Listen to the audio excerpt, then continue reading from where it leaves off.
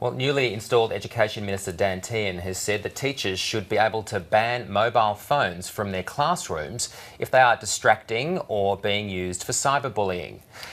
France has already instituted a ban for those under 15, and currently the New South Wales government is investigating a ban. So are mobile phones a help or a hindrance in schools? To help us grapple with this, we're talking with Dr. Joanne Orlando, researcher in technology and learning at Western Sydney University.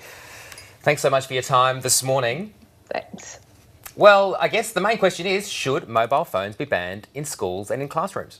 Yeah, it's not a simple black and white question, it's a very complicated discussion, this one, and there's so many different elements to it.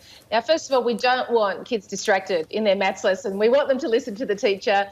We want Australia's standards to rise. That's really important. So a phone on a desk is probably going to distract children. There's no doubt about it. It will distract anyone at any age. So if phones are not being used for learning, then of course pop them in the bag. That's the best approach to it.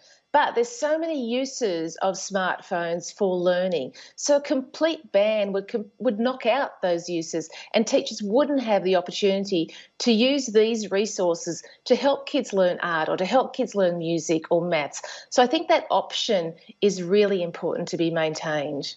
There's a lot of debate, isn't there, about whether or not phones and apps on phones and iPads are really that useful when it comes to learning. And of course, we've had, life generations of people without having to need them to learn in schools.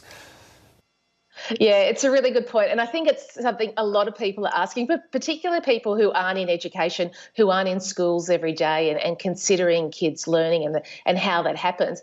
First of all, we have to think it's 2018 now. It's not the 1950s. It's not the 1960s. We live in a world that's dominated by technology. So that's not going to change. So it's important that our schooling system and what kids are learning and how they're learning reflects the times that they're living in. So being able to use technology to research, to capture notes, to work online with groups, to see how modern day artists use Picasso's techniques today by using something like Instagram, just to write notes. We don't want kids going back to the times when they looked at the blackboard and they wrote and wrote and wrote the notes off the blackboard. They're not skills that are valued today, so we need to shift that along so they're actually learning skills that are valued today.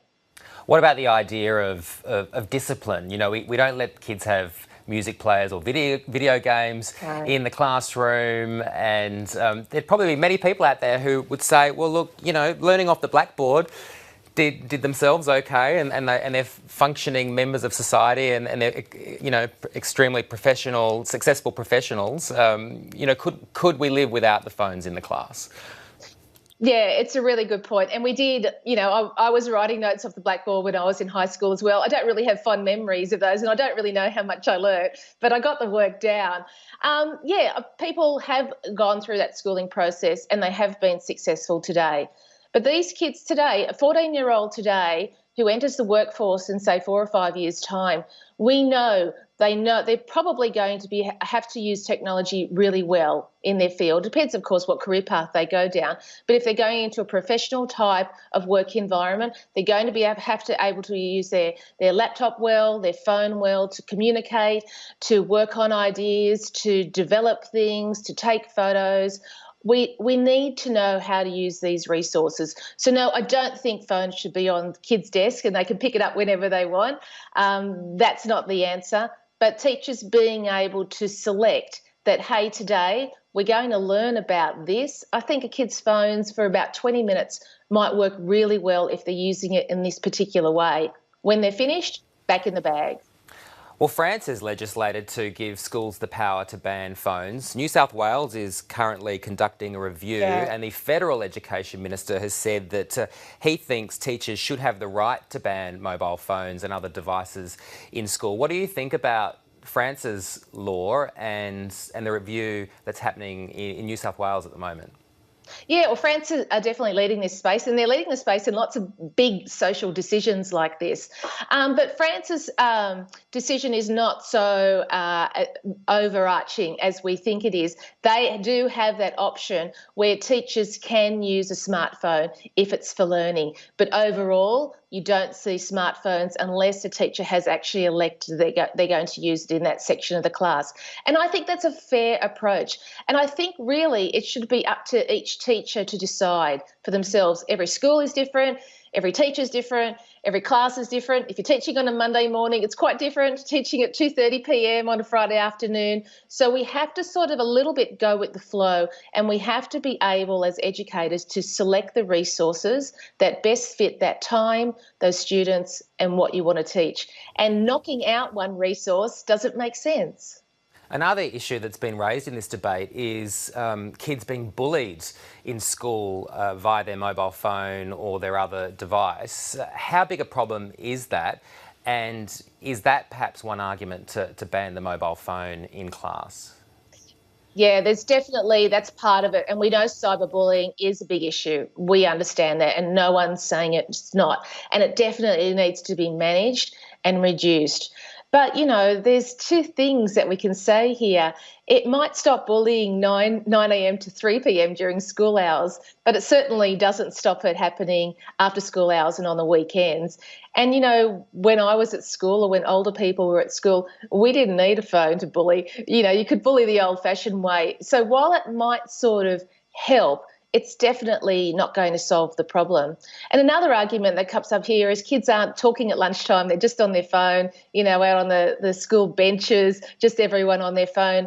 And, yeah, that can be an issue as well. And I think that children really need to learn to push between using their phone, talking to each other.